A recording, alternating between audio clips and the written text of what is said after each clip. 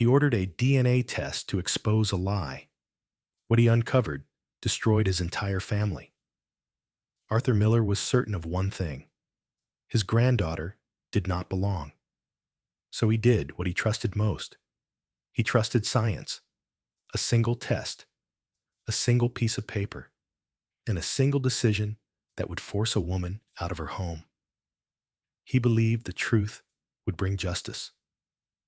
Instead, it ripped apart a marriage, shattered a son's certainty, and unearthed a secret buried for more than 40 years.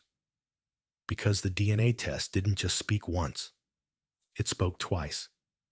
And the second time, it changed everything in a way no one was prepared for. This is not a story about infidelity. It's not a story about betrayal the way you expect. It's a story about what happens when the truth arrives at the wrong time, in the wrong hands, and refuses to stay contained. So here's the question. If you discovered a truth that could destroy your family, would you want to know it? Or would you choose to let it stay buried? Stay with me. Because some truths don't set you free. They leave you living with the distance they create.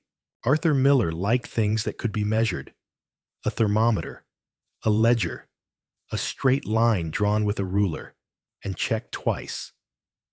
He believed most problems could be solved the same way: by naming them clearly, placing them in order, and refusing to let emotion blur the facts. That belief had carried him through 73 winters in a small town where people waved when they drove past, where the porch lights came on early in the fall, and where the routine of life was considered a kind of virtue. He had built his life the way he built everything: sturdy, practical, and meant to last. The Miller house sat back from the road behind 2 tall maples and a sloping lawn Arthur mowed in careful stripes. The siding was clean, the gutters were cleared before every storm, and the garage smelled faintly of motor oil and cedar. Inside, everything had a place. Shoes went on the mat, keys went on the hook, bills went in a folder, dated and filed. Arthur didn't call it obsession. He called it order. Order, he believed, was what kept a family from falling apart.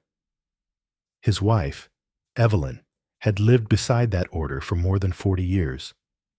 She moved through the house quietly, like someone who learned early that silence could keep the peace. She wasn't cold. She wasn't distant.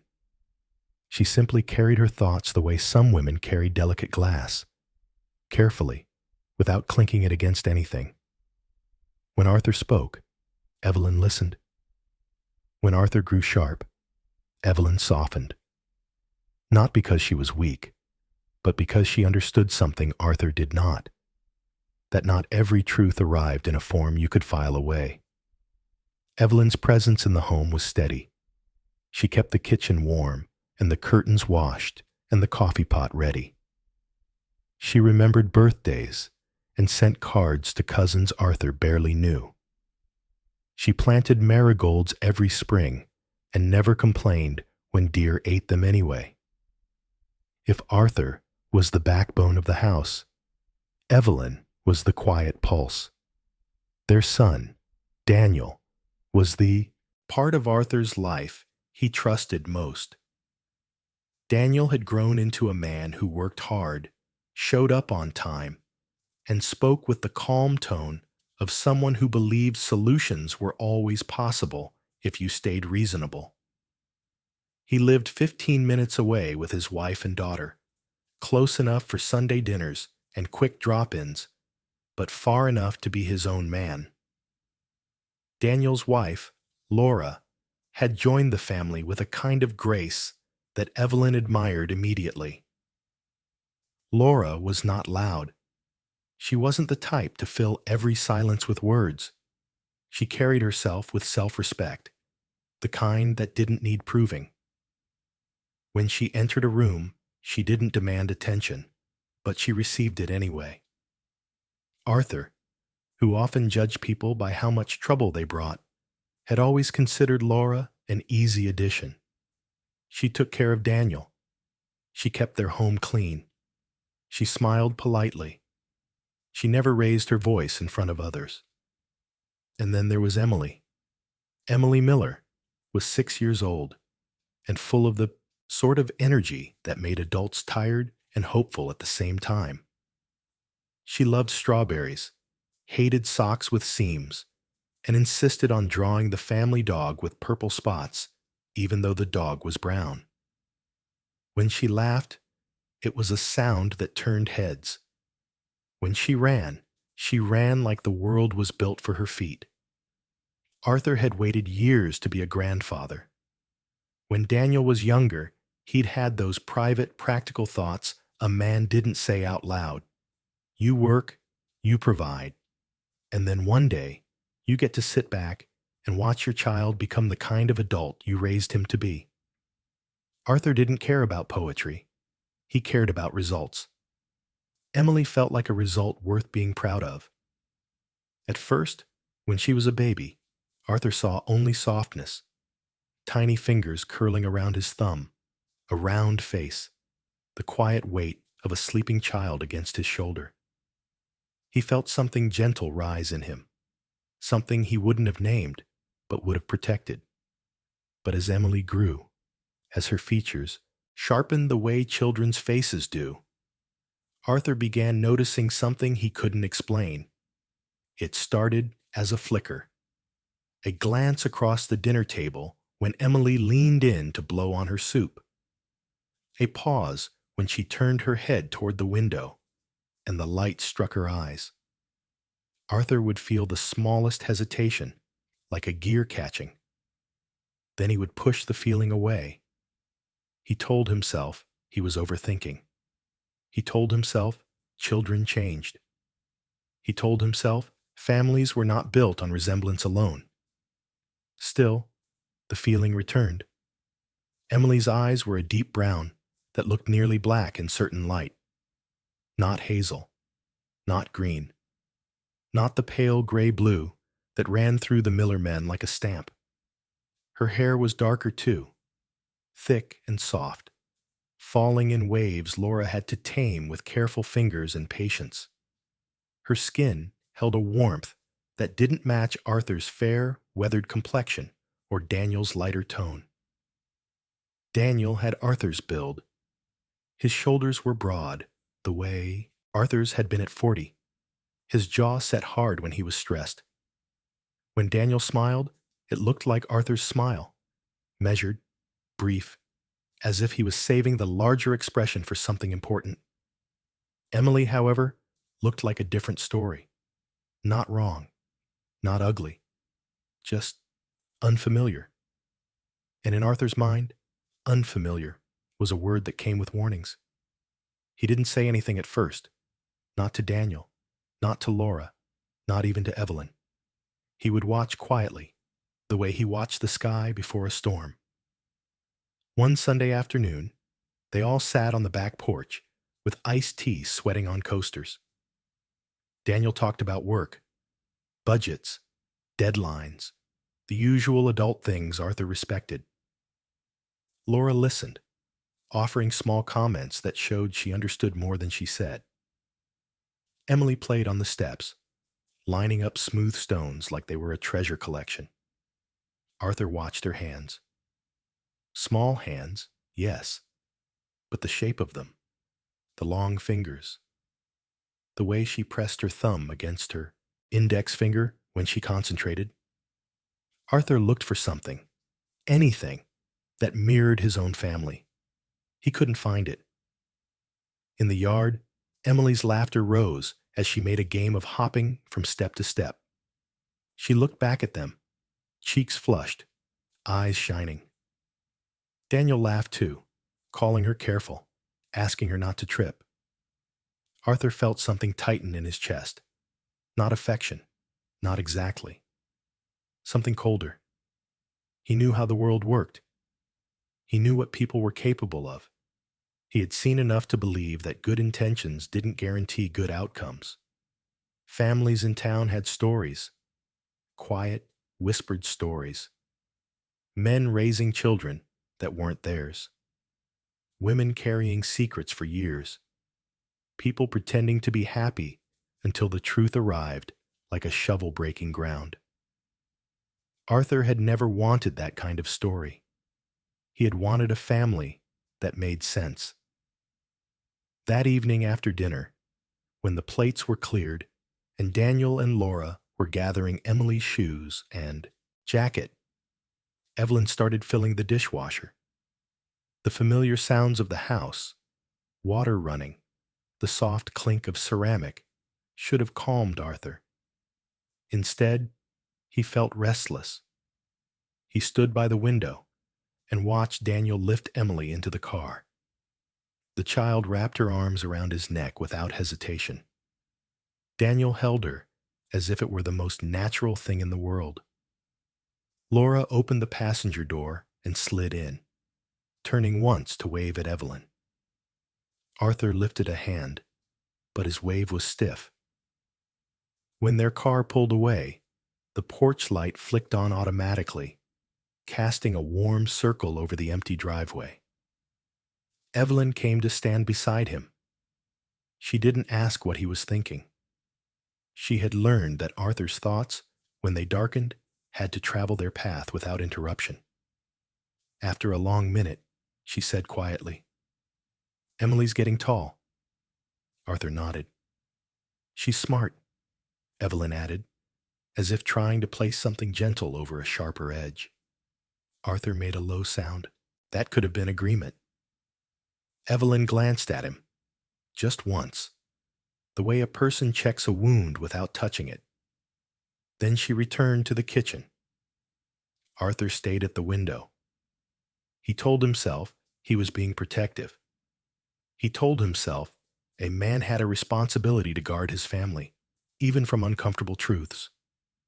He told himself that doubt was not cruelty, it was caution. But deep down, beneath all his careful reasoning, there was another feeling he didn't want to name. Fear. Not fear of Emily. Never that. Fear of what it meant if the one piece of the Miller family that mattered most, the next generation, didn't belong the way Arthur believed it did. That night, Arthur lay in bed beside Evelyn, listening to the steady rhythm of her breathing. The bedroom was dark, the kind of dark that made memories louder. He stared at the ceiling and replayed the small details. Emily's eyes, Emily's hair, Emily's skin. He tried to make the pieces fit. They didn't. Somewhere around 2 a.m, Arthur finally closed his eyes, not because he felt at peace, but because his mind had reached the point where it could no longer circle the question without landing. By the time the sun rose, the doubt had hardened into something else. A quiet decision. Arthur would not accuse. He would not shout. He would not make a scene based on instinct and discomfort. He would do what he had always done. He would find the truth the way truth was meant to be found, through something solid, something proven, something that didn't care about feelings. Arthur Miller didn't know exactly where this path would lead. He only knew he had started down it. And once Arthur believed something was wrong, he could not unsee it. Arthur Miller did not act impulsively. That was what he told himself as the doubt he carried turned into intention. He did not confront Daniel. He did not look at Laura differently, at least not in any way that could be noticed. He did not let his suspicion spill into words. Instead, he waited. He watched. And then quietly, he made arrangements. Arthur believed that truth should be handled privately, with precision. It should be confirmed before it was spoken aloud. That belief guided every step he took. The opportunity came on an ordinary Wednesday afternoon. Daniel had asked if Arthur could watch Emily for a few hours while Laura took a late shift at work. Arthur agreed without hesitation. He told himself it was just a visit, just time with his granddaughter. Emily arrived with her small backpack and her bright, unguarded smile. She kicked off her shoes at the door, as she always did, and ran straight to the living room, already narrating an imaginary game that existed only in her mind. Evelyn watched her with a soft expression, asking what she wanted for a snack. Arthur observed from a distance. He noted how easily Emily moved through the house, how familiar it was to her. He wondered, briefly, whether belonging could be learned, the way habits were learned. The thought unsettled him. When Evelyn stepped into the kitchen, Arthur crouched down near Emily, his voice calm and steady. He told her they were going to take a short drive. He framed it as an errand, nothing more. Emily accepted this easily. She trusted him. Children always did. The drive to the clinic was quiet. Emily hummed to herself, pressing her nose against the window. Arthur kept both hands on the steering wheel, his eyes fixed ahead. He had rehearsed the process in his mind. Consent forms, simple explanations, minimal conversation. He had chosen a facility outside their usual neighborhood, far enough that no one would recognize him. Inside, everything smelled clean and faintly chemical. In the views, fluorescent lights were unforgiving. Arthur filled out paperwork with careful handwriting, checking boxes, signing his name. He explained the test to Emily in simple terms. A quick swab, no pain. She frowned, but complied. Arthur did not hesitate when it was his turn.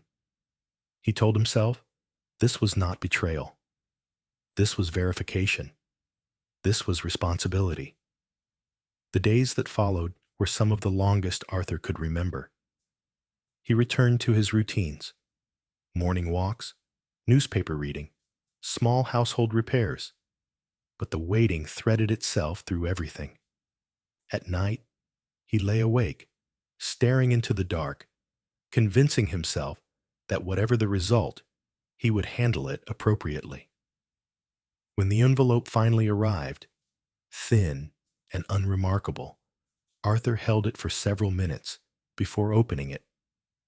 He sat at the dining table, the same table where birthdays had been celebrated, and homework had been spread out, and holiday meals had been served. The paper inside was concise, clinical, unemotional, no biological relationship. Arthur read it once, then again. The words did not change. He felt no triumph, no relief, only a heavy stillness, like the air before a storm breaks. To Arthur, this was not ambiguity. This was certainty, the kind he trusted. In his mind, the path forward was clear. That evening, Arthur asked Daniel and Laura to come over for dinner. His tone was measured, casual enough that Daniel didn't question it. Evelyn sensed something immediately. She moved through the kitchen with restrained urgency, her eyes flicking toward Arthur more than once. When everyone was seated, Emily coloring quietly at the end of the table, Arthur stood and walked to the sideboard. He retrieved the envelope and returned to his chair. The paper made a soft sound as he placed it in the center of the table. Daniel looked at it, confused. Laura glanced from Arthur to Evelyn.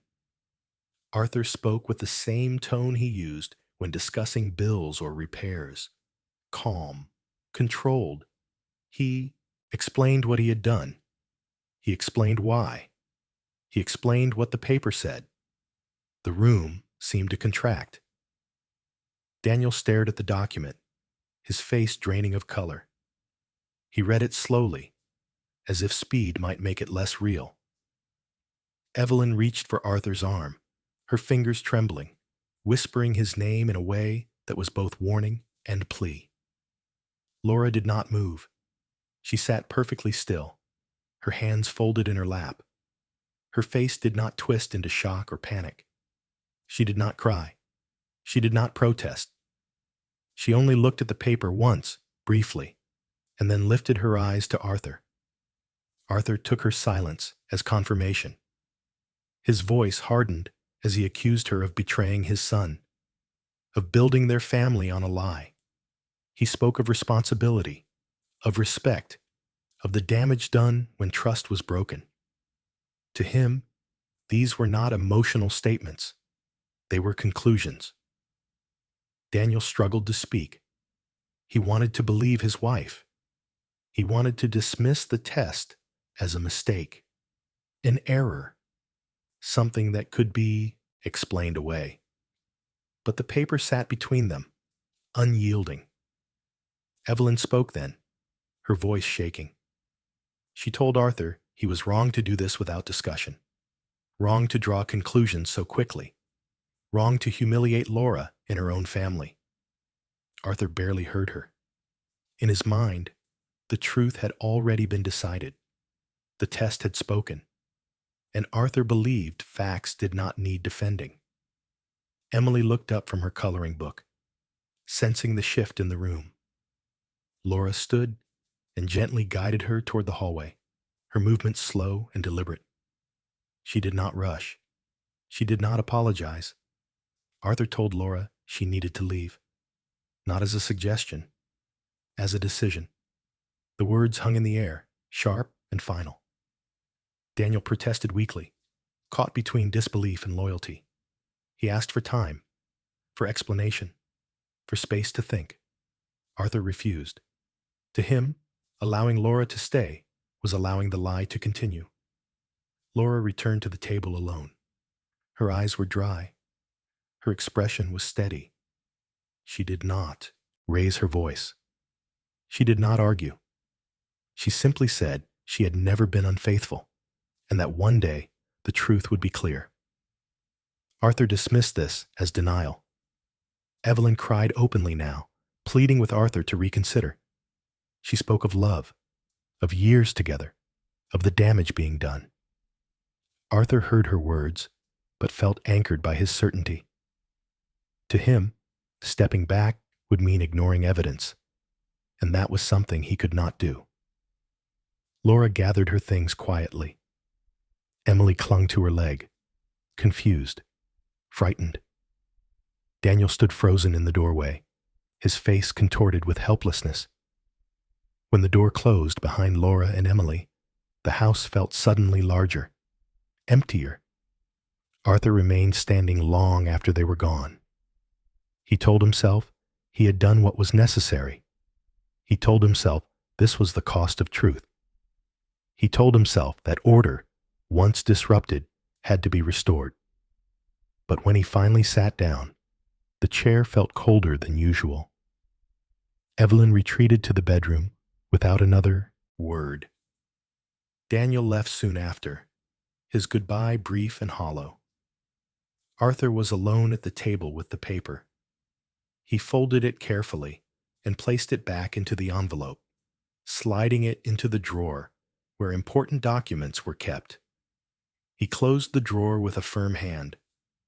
In the silence that followed, Arthur felt something unfamiliar press against his certainty. Not doubt. Not yet. Something closer to consequence. He did not know then that the truth he trusted so completely was only part of the story. He only knew that a line had been crossed, and nothing, once exposed, ever returned to its place unchanged. Laura Miller did not cry when she left the house. She carried Emily's backpack over one shoulder and held her daughter's hand with the other, moving with the same steady pace she used for everything else. The porch light cast a soft yellow glow over the steps, and for a moment she paused, not to look back, but to adjust Emily's jacket. The door closed behind them without ceremony.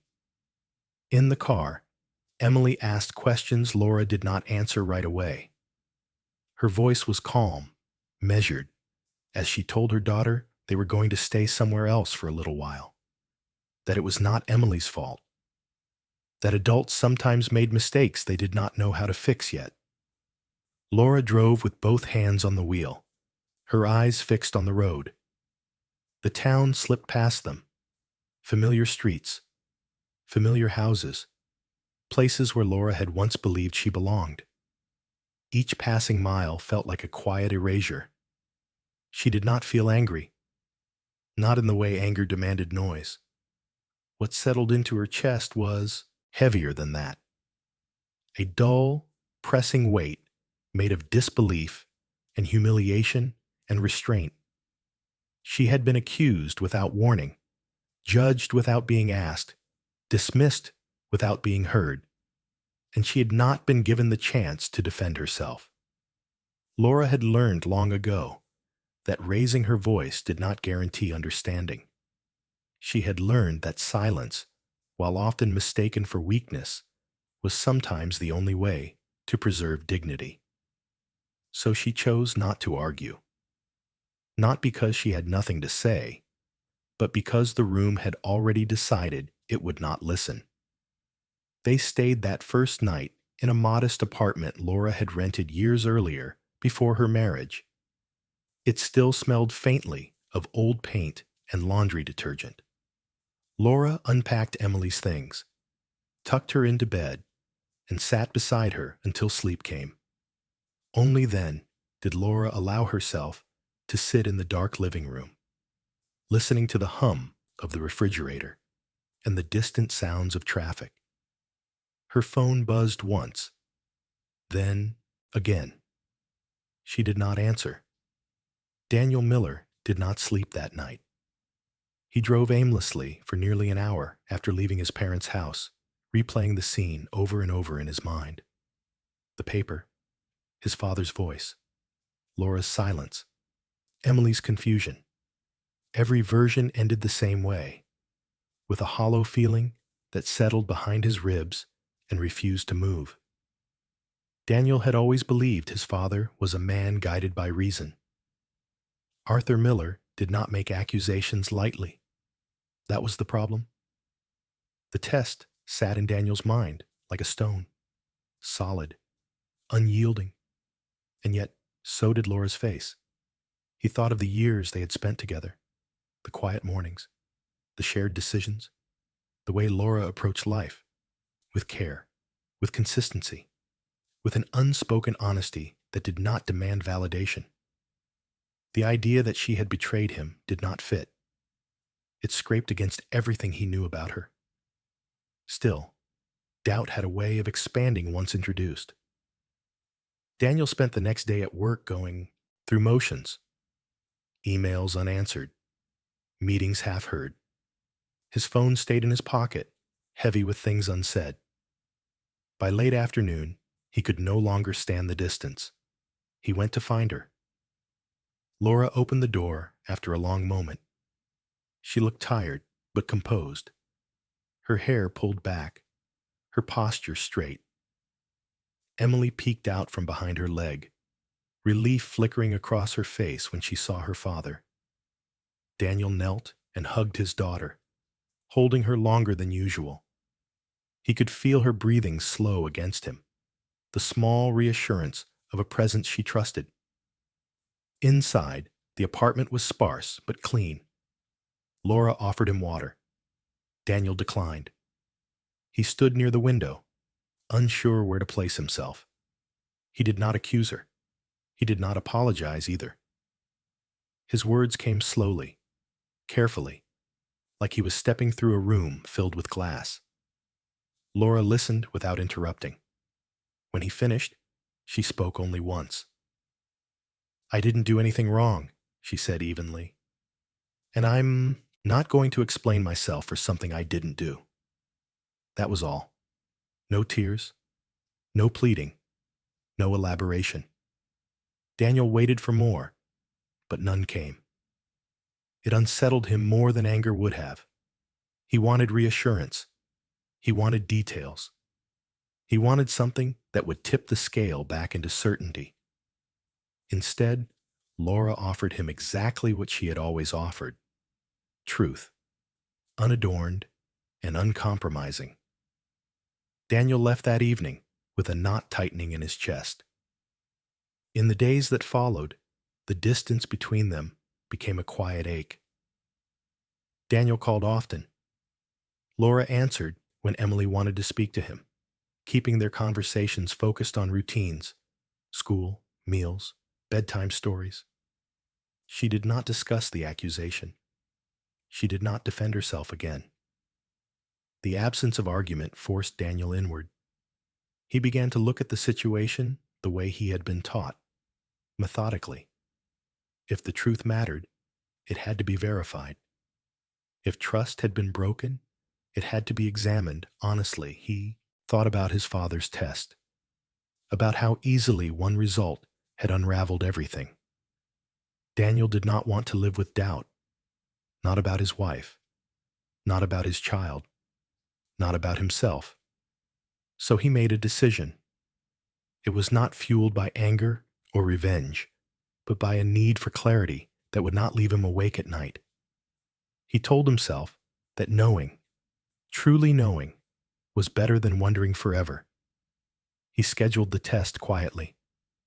Laura did not protest when he told her. She did not smile either. She agreed with a nod, as if she had expected this step all along. Emily was confused, but cooperative, trusting the adults around her to explain the world in ways that made sense. Daniel went through the process with a tight jaw and steady hands, determined not to let fear guide him. The waiting was worse this time. Each day stretched longer than the last. Daniel found himself studying small details. Emily's laugh, the way she wrinkled her nose when she concentrated, the familiar patterns that felt undeniably his. He wondered how much of parenthood was biology and how much was simply showing up. When the results arrived, Daniel opened them alone. The words blurred at first, then sharpened. Emily was his daughter. The relief hit him hard and fast, leaving him breathless. His hands trembled as he lowered the paper, his mind racing ahead of his body. Laura had been telling the truth. She always had. And yet, as the relief settled, something colder took its place. If Emily was his child, and not Arthur's granddaughter, the thought completed itself before Daniel could stop it. He sat in silence for a long time, staring at the wall, the implications unfolding one by one. His father's certainty, his mother's quiet presence, the life he had always assumed was his. A new question emerged, one he had never allowed himself to consider. Daniel folded the paper carefully and placed it on the table. For the first time since everything began, he understood that the truth he was searching for might not stop with Laura. It might lead somewhere far more personal. And this time, Daniel knew he would not look away. Daniel Miller had always believed that answers, once found, brought peace. That belief followed him into the clinic on a gray Thursday morning as he sat beside Laura, their shoulders almost touching, but not quite. Emily swung her legs from the chair, humming softly, unaware of the weight pressing down on the adults around her. The room smelled faintly of disinfectant and coffee that had been reheated too many times. Daniel watched his daughter and tried to steady his breathing. He told himself this test would close the wound his father had opened. It would confirm what he already felt in his bones. It would restore balance. He would take the results home, lay them on the table, and demand that things be made right. That was the plan.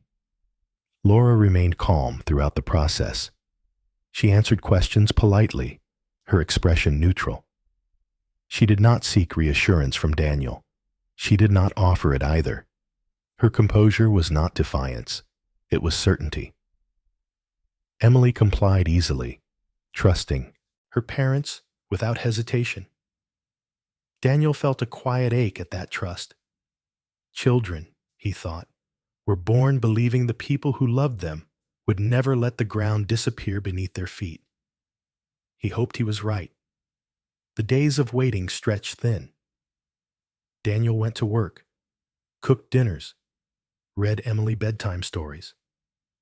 Life continued, but it felt staged, like a performance he was required to finish before being allowed backstage. When the email notification arrived, Daniel did not open it right away. He waited until evening, after Emily was asleep and Laura had stepped into the shower. He sat alone at the kitchen table, the screen glowing in front of him, his reflection faintly visible in the dark glass. The result was clear. Emily was his daughter, biologically, completely, without question. Daniel let out a breath he hadn't realized he'd been holding.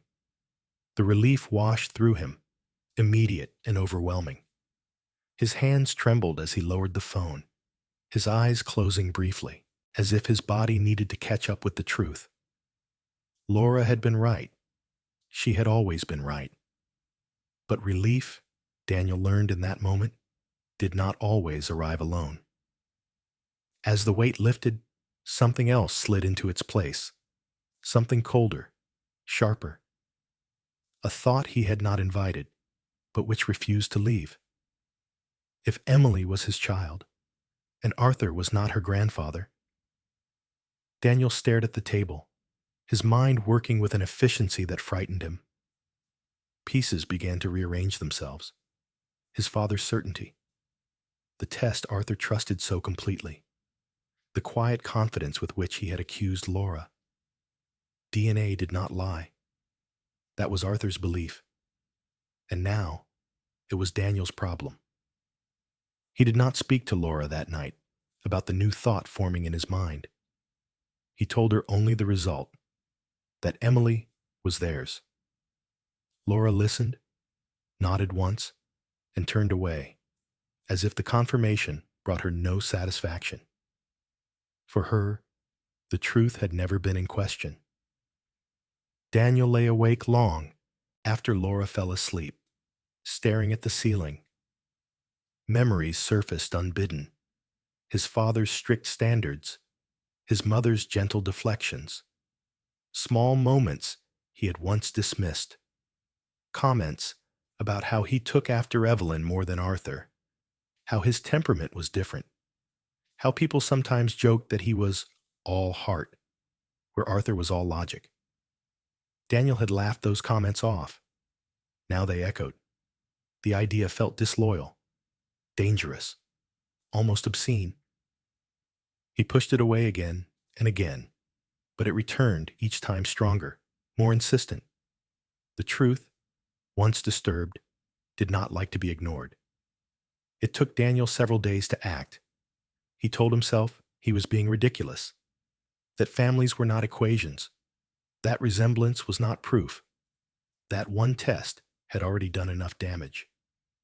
But the doubt did not fade. It followed him into his parents' house when he stopped by one afternoon under the pretense of fixing a loose cabinet hinge. Arthur was out running errands. Evelyn moved quietly through the kitchen, making tea, asking questions Daniel answered with practiced ease. Daniel's eyes kept drifting to small details, the brush on the counter, the sweater draped over a chair, the way Evelyn's hair fell forward when she leaned over the sink. When Evelyn stepped out of the room to retrieve something from the laundry, Daniel's chest tightened. He moved quickly, his actions deliberate and controlled. He collected a few strands of hair from the brush, folding them carefully into a tissue. Later, when Arthur returned, Daniel repeated the act in the bathroom, his hands steady despite the unease curling in his stomach. He hated himself for it. The clinic felt colder the second time. Daniel did not explain the test to anyone. He filled out the paperwork with a detached efficiency, the pen heavy in his hand. The technician's voice faded into background noise as Daniel focused on the simple, irreversible fact of what he was doing. Once submitted, the samples could not be taken back. The waiting was unbearable. Daniel found himself studying his reflection in mirrors. His eyes, his jawline, the familiar features he had always attributed to his father. He compared them to Arthur's, then to Evelyn's. Similarities and differences blurred together until nothing felt certain. He avoided his parents during that time. He kept his distance from Laura, afraid of what he might say if pressed. The house felt smaller, the air thicker, as if the truth was already there, waiting. When the call finally came, Daniel answered it in his car, parked at the edge of a grocery store lot. Rain tapped lightly against the windshield. The voice on the other end was professional, neutral, kind. The words were precise. No biological relationship. Daniel did not respond at first. He stared straight ahead, the world narrowing to the sound of his own breathing. The rain blurred the lines of the cars in front of him, turning them into indistinct shapes. He thanked the technician and ended the call. For several minutes, he did not move. The truth settled slowly, like dust after a collapse. Daniel Miller was not Arthur Miller's biological son. The realization did not arrive with anger or disbelief.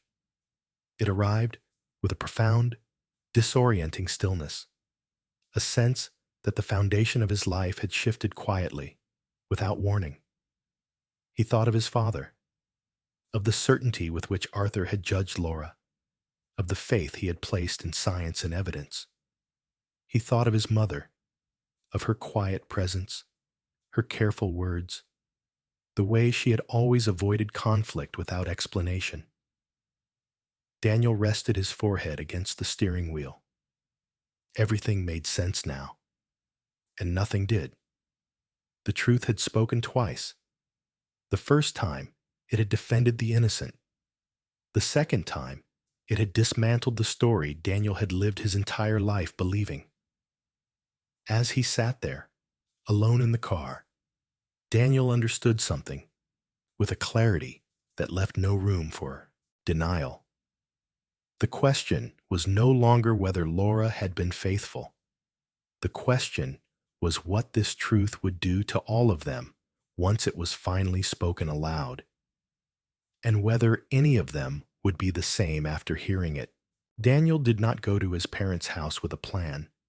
He told himself he only needed to see his mother, to sit with her, to hear her voice, to understand whether the truth he now carried had a place to land, or whether it would remain suspended, heavy and unresolved. It was late afternoon when he arrived. The house looked the same as it always had: trim lawn, closed curtains, the quiet dignity of a life lived carefully. Nothing on the outside suggested that the foundation beneath it had already cracked. Evelyn opened the door and smiled when she saw him. It was a reflex, practiced over decades. She stepped aside to let him in, asking if he wanted tea, commenting on the weather. Her voice was steady, ordinary. Daniel followed her into the living room, his movements slower than usual. He sat where he had sat countless times before, on the familiar couch whose cushions remembered his weight. The familiarity felt almost cruel. Evelyn busied herself with the teapot, her back to him. The silence stretched. Daniel watched her hands move, measured, precise, the same hands that had buttoned his coats, packed his lunches, brushed his hair before school. He wondered how much those hands had known. When she finally turned to face him, she seemed to sense the shift in the air. Her smile faded. She sat across from him, folding her hands in her lap. Daniel placed the folded paper on the coffee table between them. He did not need to explain what it was. Evelyn did not reach for it.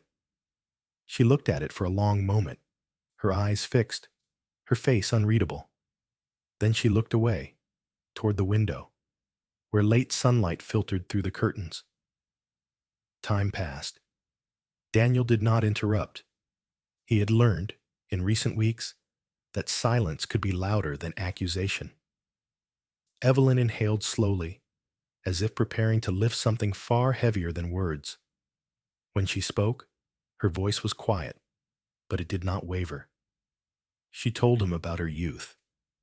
Not in detail, not with drama, but with the careful restraint of someone who had replayed the memory countless times in her own mind. She spoke of a brief relationship before her marriage, a time when she was unsure of herself, when loneliness and hope had blurred into something reckless and fleeting. She did not excuse it. She did not romanticize it. She simply stated that it had happened. When she discovered she was pregnant, Evelyn said, she did not know who the father was. The timing had been too close. The certainty she wanted had never come. And when Arthur proposed, steady, reliable, offering a future that felt safe, she chose silence. She told herself it would not matter, that love and commitment would make biology irrelevant, that once the child was born, once Arthur held him, the question would dissolve. And for years, it had. Daniel listened, his hands clenched together, his breathing slow and controlled. Each word landed with quiet force, rearranging memories he had lived with his entire life. Evelyn admitted that she had hoped the truth would disappear with time, that the longer she stayed silent, the harder it became to speak. She had watched Arthur grow into his role as a father, watched Daniel grow under that guidance, and convinced herself that the past no longer had a claim on them. She was wrong. When she finally looked at Daniel again, her eyes were wet but clear. There was no attempt to deflect responsibility, no effort to soften the weight of what she had done. I was wrong, she said simply. And this is because of me. The words settled heavily between them. Daniel felt a surge of emotions he could not immediately name. Anger rose, sharp and sudden, followed closely by confusion, grief, and an unexpected ache of pity. He saw his mother, not as the quiet, unshakable presence of his childhood, but as a young woman, once afraid, once uncertain, who had made a choice that echoed across decades. He did not raise his voice. He did not accuse her. Instead, he asked questions, few, careful ones. Evelyn answered them honestly, even when the answers hurt.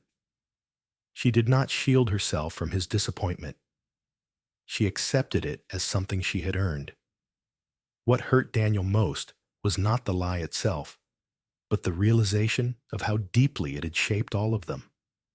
Arthur's rigidity, Evelyn's silence, his own instinct to seek certainty at all costs, the family's belief in structure over vulnerability. They had all been living around a void no one named. Daniel eventually stood, pacing slowly across the room.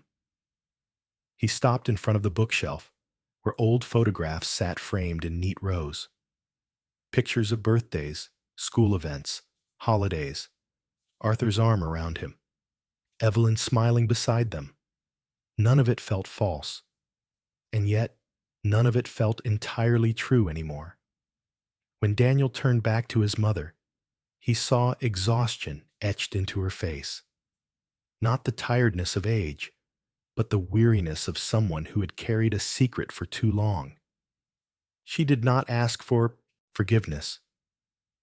She did not ask him to protect her.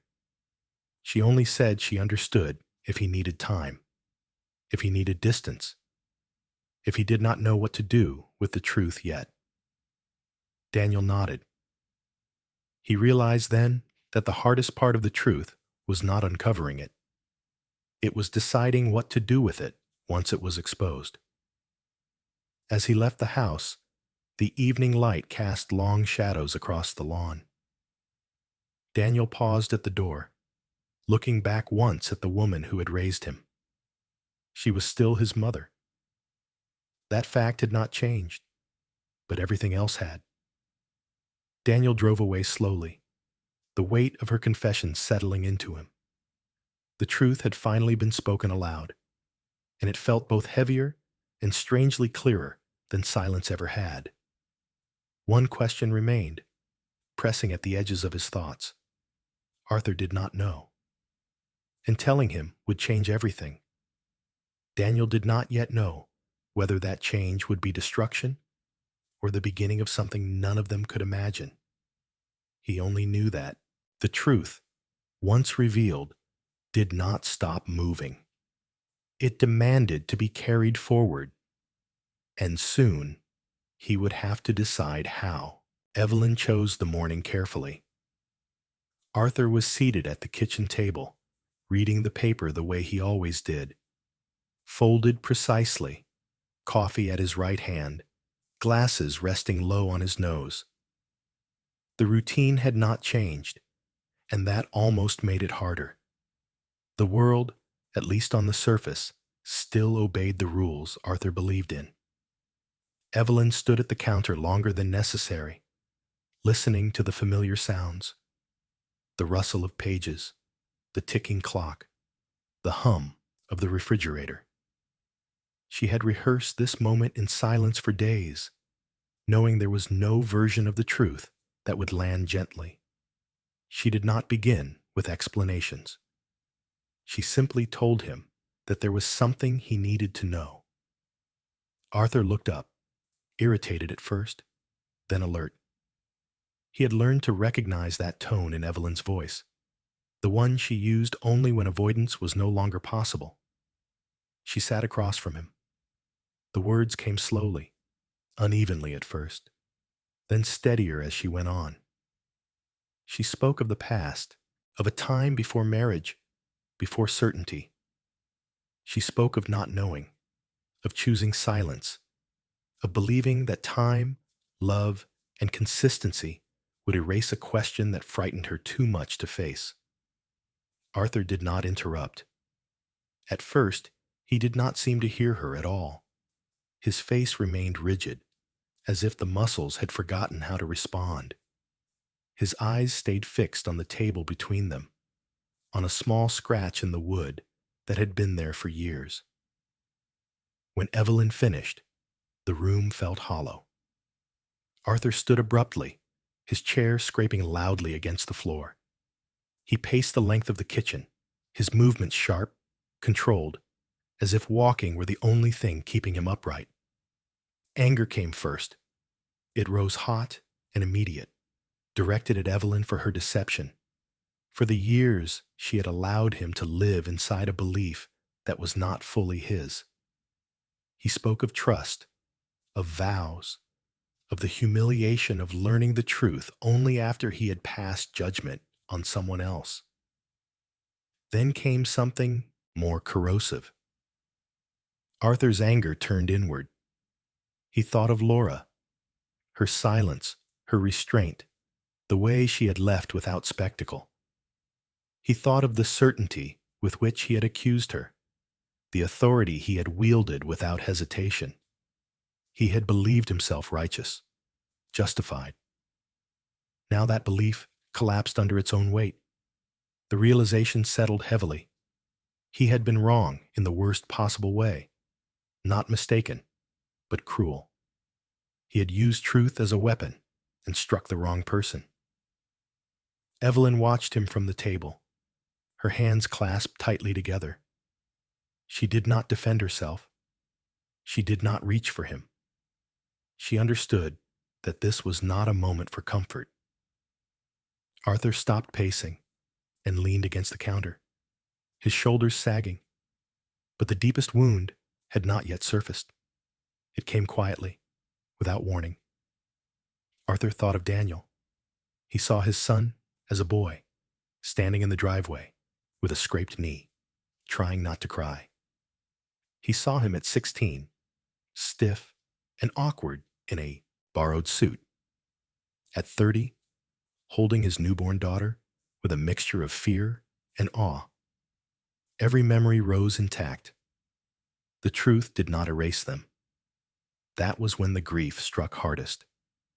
Arthur realized with devastating clarity that biology had never been the source of his love for Daniel. The bond he felt, the pride, the protectiveness, the fierce sense of responsibility, none of it weakened under the weight of Evelyn's confession. Daniel was his son, not by blood, by choice, by years, by love he could not undo, even if he wanted to. That knowledge did not comfort him. It broke him open. Arthur sat down heavily, covering his face with his hands. The order he had built his life around, the certainty, the rules, the belief that truth was clean and impartial, had failed him. Worse, he had failed others because of it. Evelyn remained seated across from him, separated by the table and by decades of silence that could not be bridged in a single morning. They did not speak again that day.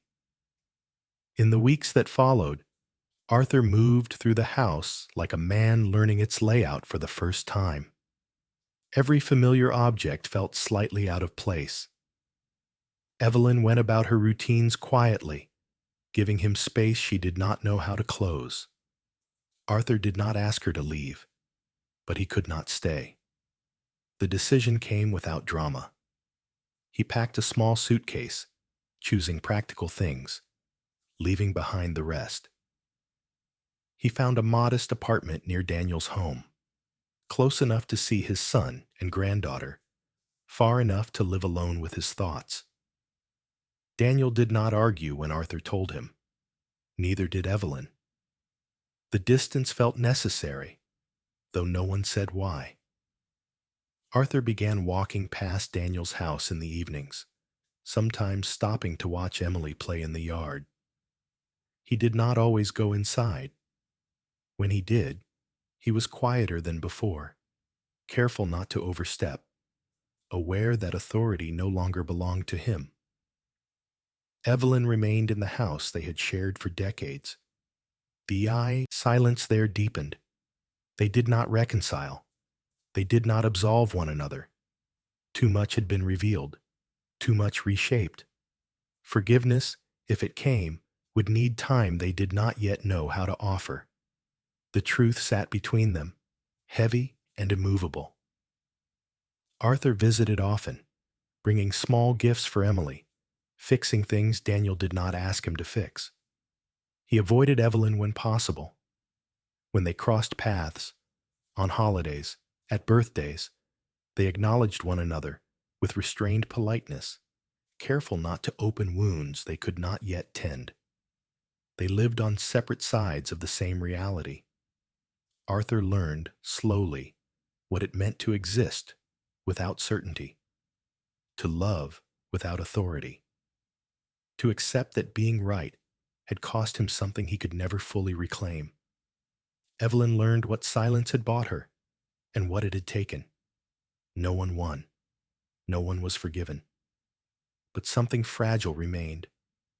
The truth, once exposed, did not destroy the family entirely.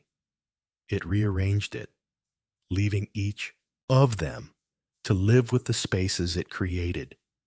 And for now, that was all any of them could manage. The family no longer lived under one roof. There was no announcement, no formal ending. Life simply shifted, the way land does after an unseen fault line moves. What remained looked familiar from a distance, but nothing aligned quite the same when viewed up close.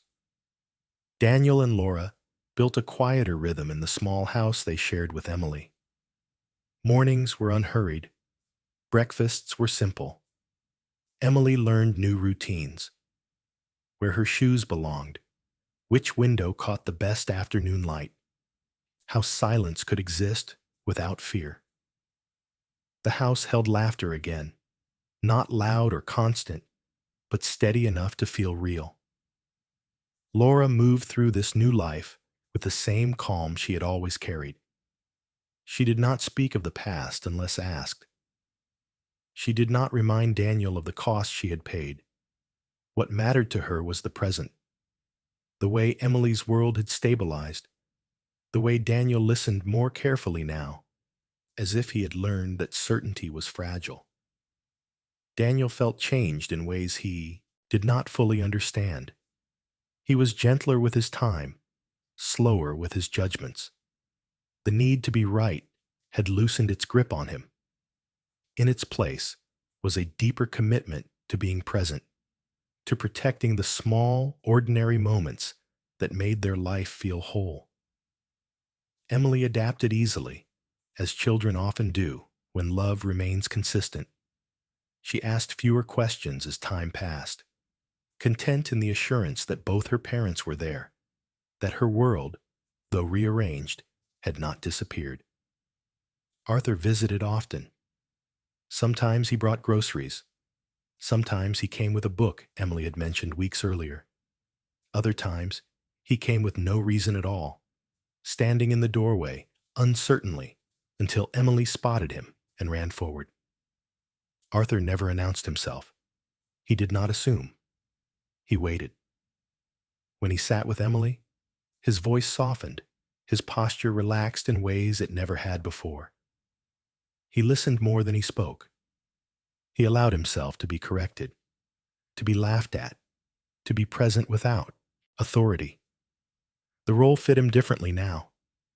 He lived alone in a small apartment near Daniel's house, its rooms spare and orderly. The habits of his life remained: early mornings, neatly folded clothes, careful lists. But the certainty that had once defined him was gone. In its absence was something quieter, heavier, and oddly clarifying. Evelyn also came to visit. She timed her visits carefully, arriving when Arthur was not there, leaving before he returned. This arrangement was never spoken aloud, but it was understood by everyone involved. The avoidance was not rooted in anger. It was rooted in preservation. When Evelyn sat with Emily, she was gentle in the way she had always been. She read stories, baked cookies, brushed hair with practiced hands. There was a softness in her presence that suggested both relief and regret. Evelyn returned each evening to the house she had shared with Arthur for decades. The silence there was no longer unfamiliar, but it had grown deeper. She tended the garden alone. She kept the routines she had always kept. She lived with the knowledge that the past had finally caught up with her, not in punishment, but in consequence. The seasons changed. Autumn arrived with its predictable beauty. Leaves gathered along sidewalks. The air sharpened. Holidays approached, carrying with them the expectation of togetherness.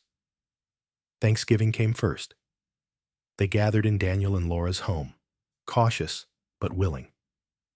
Arthur arrived early. Evelyn came later. They acknowledged one another with a nod, an exchange of restrained courtesy. No one mentioned the tension. No one pretended it wasn't there. They sat at the same table.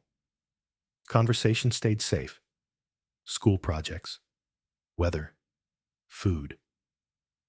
Emily filled the spaces with stories and laughter, unaware of the careful choreography unfolding around her. There were no arguments. There were no embraces. Only the shared understanding that they were still connected, even if they did not know how to bridge the space between them. Christmas followed, then birthdays. Each occasion carried the same quiet negotiation. Timing adjusted. Roles shifted. Presence was offered without demand. Arthur and Evelyn stood in the same room only a handful of times that year. When they did, their exchanges were minimal, polite, measured. They did not look for closure. They did not seek resolution. Some things, they seemed to understand, could not be forced. Daniel watched his parents with a careful distance. He did not push for reconciliation. He did not ask either of them to explain themselves further. He had learned that some truths, once spoken, needed time to settle into something livable. Laura, too, maintained her boundaries. She allowed visits. She welcomed help. But she protected the peace she had rebuilt. She did not reopen wounds for the sake of appearances. The family existed now, in fragments that still fit together, just not in the way they once had. Arthur sometimes stood outside Daniel's house in the evening, listening to Emily's laughter drift through the open windows. He felt both close and separate, included and apart. The feeling was unfamiliar, but it was honest. Evelyn sometimes sat alone in the living room, surrounded by photographs that no longer told a single, seamless story. She did not remove them. She let them remain as they were, records of a life that had been both real and incomplete. No one spoke of forgiveness. No one promised a return to what had been. They lived instead with what was possible. The truth had not destroyed them. It had changed the shape of their connection, introducing distances they had not known how to name. And yet, within those distances, something endured. Care, responsibility, love, altered but not erased. Whether they would one day find their way back to one another remained unanswered. Whether time would soften the edges enough for forgiveness to grow was uncertain. What they knew was this: some families do not break apart. They learn how to exist in the spaces between. And sometimes that is the only way forward